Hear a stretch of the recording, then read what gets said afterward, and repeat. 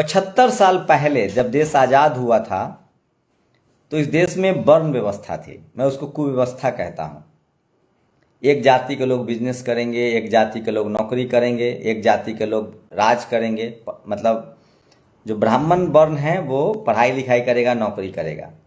जो क्षत्रिय वर्ग है वो राज करेगा और जो वैश्य वर्ग है वो व्यापार करेगा। और बाकी के जितने जो आप जिसको SC ST OBC आज के समय में कहते हैं, किसान अल्पसंख्यक, वो सेवा करेंगे। कहीं पैसा मिले कहीं ना मिले, मतलब वो सिर्फ जिंदा रहना है उनको। खैर, देश आज़ाद हो गया, संविधान ने सबको अधिकार दे दिया। लेकिन जिनके पास साल दर साल की जिनके पुरखे बिजनेस में थे, जिनके पुरखे पढ़ने लिखने में थे, जिनके पुरखे राज करने में थे, वो सब आगे हैं। और जिनके पुरखे शूद्र और अछूत थे, सेवा में थे, उनको मौका सिर्फ 75 साल पहले मिला है। पूंजी के नाम पर आपके पास क्या मिला? एक संविधान और एक वोट की ताकत। न जमीन, न पैसा, न पढ़ाई लिखाई, न मान सम्मान, सब कुछ आपको करना है। ऐसे में सबसे जो उम्मीद की किरण दिखी वो थी पढ़ाई के दम पर सरकारी नौकरी। नमस्कार, मैं शंभू कुमार सिंह और आप देख रहे हैं नेशनल दस्तक। और एक बड़ा मिडिल क्लास, खासकर जो SC ST OBC में एक बड़ा मिडिल क्लास, किसान जातियों में जाट, पटेल, मराठा, गुर्जर, कुर्मी, यादव, कुशवाहा, SC समाज में, अल्पसंख्यक समाज में एक बड़ा वर्ग तैयार हुआ जो सरकारी नौकरियों से मिडिल क्लास बने। पहली पीढ़ी, दूसरी पीढ़ी, तीसरी पीढ़ी ने नौकरी की, चौथी पीढ़ी बिजनेस में भी जा रही है। लेकिन अब स्थिति खराब हो रही है, सरकारी नौकरियां लगभग खत्म है। अनिल यादव ने सोशल मीडिया X पर एक पोस्ट लिखा है। वो पेशे से पत्रकार हैं। उन्होंने लिखा है कि इलाहाबाद जैसे पटना, दिल्ली एक बड़ा कुंभ है। दिल्ली में अगर IAS की तैयारी करने आते हैं तो आपको 25,000 रुपया, 20,000 रुपया महीना चाहिए। अगर आपको IAS की तैयारी करनी है तो आप पटना में हैं तो कम से कम 15,000 का महीना चाहिए। आपके पास घर नहीं है, सबका है ही नहीं, शहर गांव में जमीन नहीं तो शहर में का। अगर आप अपने अपने डिस्ट्रिक्ट टाउन में करते हैं तो कम से कम 5 से 7,000 रुपये चाहिए। इलाहाबाद का उन्होंने किस्सा लिखा है। इलाहाबाद को पूरब का ऑक्सफोर्ड कहा जाता है। वहाँ खासकर शोषित वंचित समाज के लोग इस उम्मीद में आते हैं, जो पहले जनरेशन के स्कूल को, अभी भी SC ST OBC के लोग स्कूल नहीं जा पा रहे हैं, लोग पहले जनरेशन के हैं जो स्कूल कॉलेज जा रहे हैं। वो दाल भात चोखा खाकर जीवन संघर्ष करते हैं, पढ़ाई लिखाई करते हैं कि 4th ग्रेड से लेकर 2nd ग्रेड, 3rd ग्रेड, कुछ भी एक नौकरी मिल जाए ताकि समाज में मान सम्मान आ जाए, शादी ब्याह हो जाए, सर पर छत आ जाए। लेकिन अब नौकरियां खत्म हो रही है, ये अनिल यादव ने लिखा है। उनके माँ बाप जो मजदूर हैं, छोटे मोटे किसान हैं, वो मेहनत करके रोटी चावल भेजते हैं, दाल चावल भेजते हैं। उनका कोई बड़ा भाई, छोटा भाई जो शहरों में मजदूरी करता है, वो कुछ पैसे भेजता है। वो सालों दर साल नौकरी की तैयारी कर रहे हैं, अब नौकरियां आ ही नहीं रही है तो फ्रस्ट्रेशन बढ़ रहा है। दूसरी एक बड़ी समस्या की तरफ ताकीद किया गया है। शीतल पी सिंह, वो भी पेशे से पत्रकार हैं। वो लिखते हैं कि चीन के युवा पढ़ाई लिखाई कर रहे हैं, विज्ञान अपना रहे हैं और वो अमेरिका से आगे जा रहे हैं। हमारे यहाँ युवाओं को धार्मिक रूप से कट्टर बनाया जा रहा है। उनको औरंगजेब हो, टीपू सुल्तान में फंसाया जा रहा है। तो क्या धार्मिक रूप से कट्टर, क्या औरंगजेब अब आपको नौकरी देगा? क्या टीपू सुल्तान के जयकारा लगाकर आपको नौकरी मिलेगी? क्या औरंगजेब के जयकारा लगाकर नौकरी मिलेगा? विडंबना तो यह है कि इस देश में धर्म के नाम पर जो भी लोग आगे हैं, धर्म में जिनकी हिस्सेदारी है, वो भी वही लोग हैं जो वर्ण कुव्यवस्था में सबसे ऊपर थे।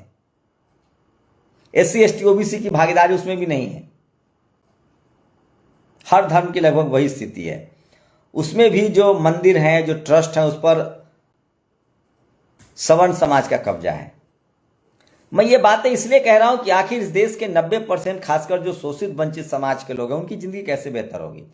क्या बिजनेस करना इतना आसान है? मेरे साथ खास मेहमान हैं सुनील कठेरिया, MBA हैं पुणे से, उसके बाद इलेक्ट्रिकल इंजीनियर भी हैं। IIM कोलकाता, IIM के नोएडा कैंपस से इन्होंने डिप्लोमा भी लिया है। तो उनसे भी समझेंगे कि क्या बिजनेस करना इतना आसान है, क्या लोन मिल जाता है, लोन के लिए क्या क्या है। लेकिन सोचिए एक सरकारी अगर एक तो हम जैसे लोग जो पहली जनरेशन के ग्रेजुएट हैं, अगर सरकारी स्कूल अस्पताल ना होता तो पढ़ नहीं पाते, हायर एजुकेशन में नहीं आ पाते। तो दोनों मोर्चे पर मार पड़ रही है। सरकारी स्कूल, अस्पताल, कॉलेज बंद हो रहे हैं। सोचिए एक और मैं आज खबर बताना चाह रहा था, भारत के महामहिम उपराष्ट्रपति धनखड़ साहब बीमार पड़े रात के 2 बजे। उनको मेदांता नहीं ले जाया गया, उनको किसी प्राइवेट हॉस्पिटल में नहीं ले जाया गया, उनको एम्स में भर्ती कराया गया। एक डॉक्टरों की टीम बनी। उनके पास तो पैसे की भी कमी नहीं है, वो तो उपराष्ट्रपति हैं। सरकारी अस्पताल ही क्यों गए? सवाल है कि आप बीमार पड़ते हैं तो क्या आप सरकारी अस्पताल आज के समय में जा सकते हैं? आपको प्राइवेट हॉस्पिटल में जाना होगा और वहां आपसे लूट होगी। इस पर ही बात करेंगे। तो सवाल है कि इस देश के उन लोगों के पास जिनके पास जमीनें नहीं हैं, नौकरी, जिनके पास पढ़ाई लिखाई नहीं थी, जिनको जाति की व्यवस्था की वजह से पीछे रखा गया, उनके बच्चों का अब आगे क्या भविष्य है? आसान रास्ता था, पहले जनरेशन नौकरी लेती थी, दूसरे जनरेशन थोड़ा सा पूंजी बनाती थी, फिर घर बनाती थी। बिहार के जाति जनगणना को अगर थर्मामीटर माने, क्योंकि जाति जनगणना लोग होने नहीं दे रहे हैं बिहार, इस देश में तमाम जो लोग हैं वो कहते हैं मायावती जी, अखिलेश यादव, लालू यादव और रामविलास, 4 ही परिवार का नाम गिना के 90% लोगों को कह दिया था कि ये लोग तो अमीर हो गए।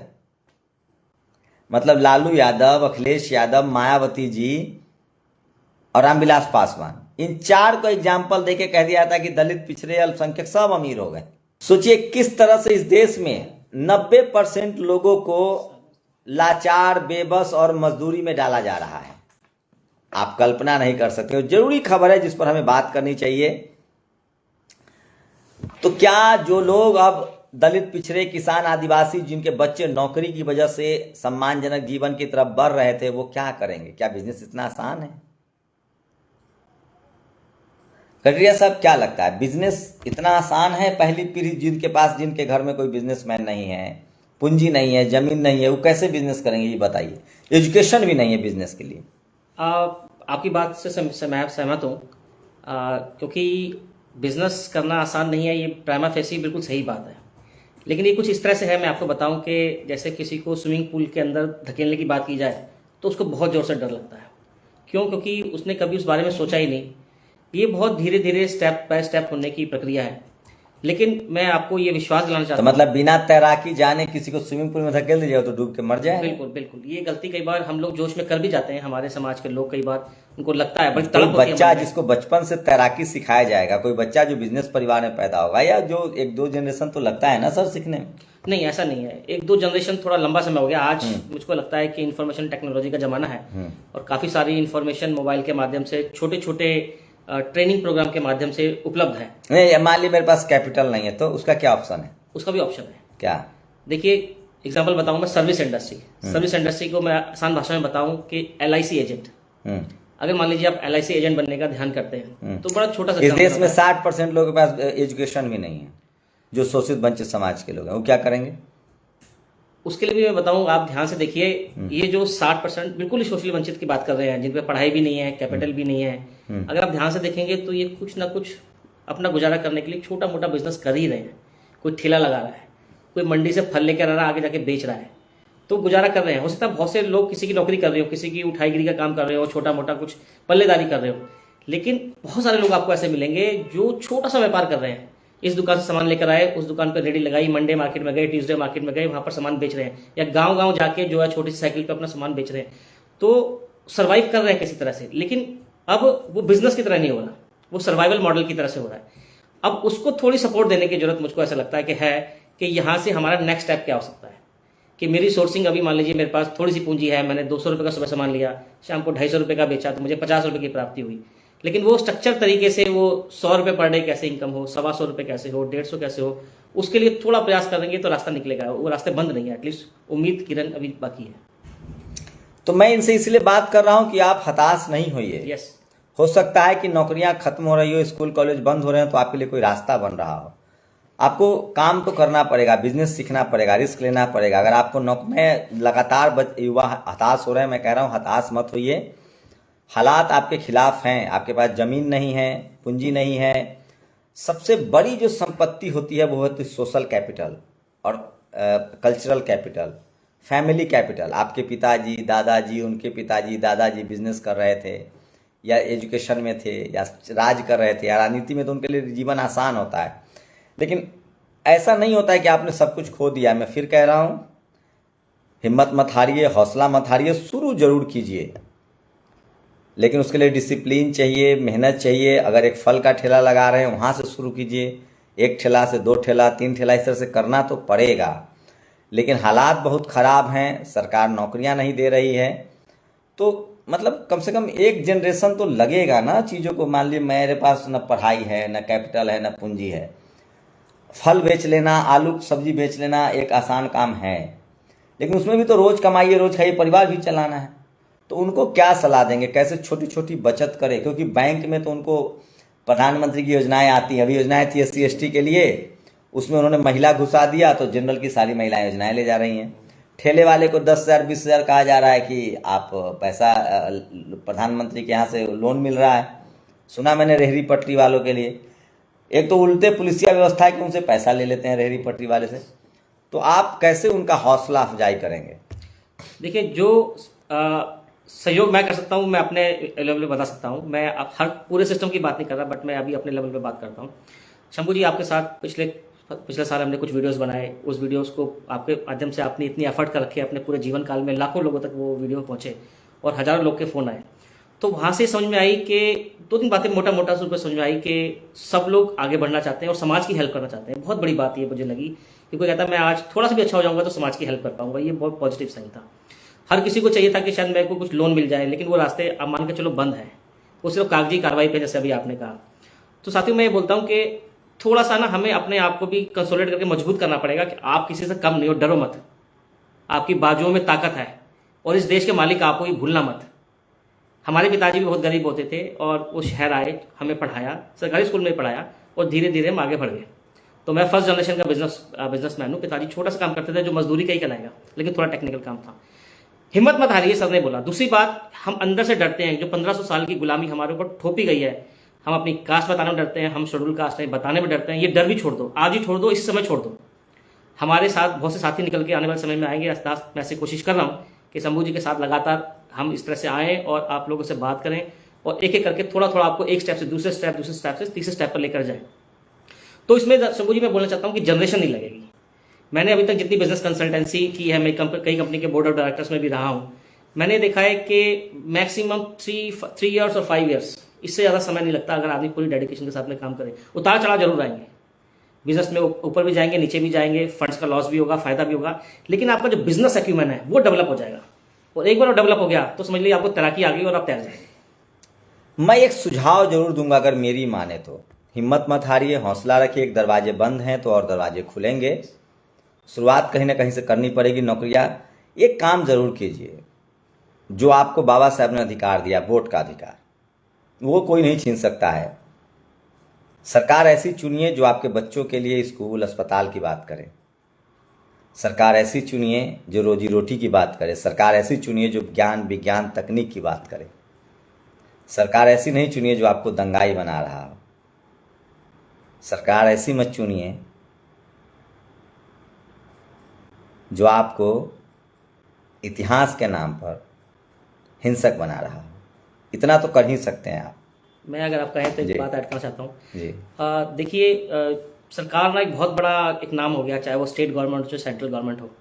मेरा जो अपना एक्सपीरियंस है, मैं दिल्ली में हूँ, RWM में मेंबर हूँ, तो मेरा जो भी गवर्नमेंट होती है, चाहे वो कोई भी पार्टी को, उसके अधिकारियों से और जो निगम पार्षद या काउंसलर है उनसे मिलने का मौका मिलता है। मैंने ये देखा, कोई भी जीते, चाहे वो किसी पार्टी का हो, आप अपने काउंसलर के पीछे पड़ के रहिए, आप अपने MLA के पीछे पड़ के रहिए। पीछे पड़ के मतलब ये नहीं है कि आप लड़ने चले जाएं। आप 10, 20, 50 लोगों का ग्रुप बनाइए और उनसे बोलिए, सर हमारे को ये हेल्प चाहिए, हमारे एरिया के लिए, हमारे क्षेत्र के लिए, चाहे उसमें सड़क नहीं है, चाहे उसमें लाइट नहीं है, चाहे पानी नहीं है। ये फ्रीक्वेंसी खत्म मत होने दीजिए। फ्रीक्वेंसी ये मंथली हो, 3 मंथली हो, 3 महीने की हो, पीछे लगातार लगे रहिए, तो कुछ तो आप ले पाएंगे गवर्नमेंट से। और ये जो नौकरी का सवाल है, ये थोड़ा बड़ा सवाल है, ये स्टेट लेवल पर चला जाता है, लेकिन अपने काउंसलर को छोड़िए मत, जो निगम पार्षद। शुक्रिया। तो हौसला मत हारिए। और इसी बीच एक पॉलिटिकल खबर है जो अपडेट दे दूं। बिहार में प्रेरणा कोचिंग सेंटर पर कांग्रेस के प्रवक्ता, जो प्रदेश नए प्रभारी बनाए गए हैं, कृष्णा, वो पहुंचे हैं और कांग्रेस की कोशिश है कि SC ST OBC को बिहार में इस बार जोड़ा जाए। वोट सावधानी से कीजिए, अपने बच्चों के भविष्य के लिए, रोजी रोटी, स्कूल अस्पताल के लिए और देश के भविष्य के लिए। और देश का भविष्य अब विज्ञान पर टिका है। अब विज्ञान जो अपनाएगा वही आगे जाएगा। शुक्रिया हमारे साथ जुड़ने के लिए। बहुत बहुत धन्यवाद। नेशनल दस्तक की आपसे गुजारिश है कि अगर इसको बचाना चाहते हैं तो नेशनल दस्तक को सब्सक्राइब करने के लिए रेड कलर के सब्सक्राइब बटन को दबाएं, फिर बेल आइकन की घंटी दबाएं। नेशनल दस्तक को बचाने के लिए बहुत जरूरी है कि हर खबर को शेयर करें, लाइक करें, कमेंट जरूर करें।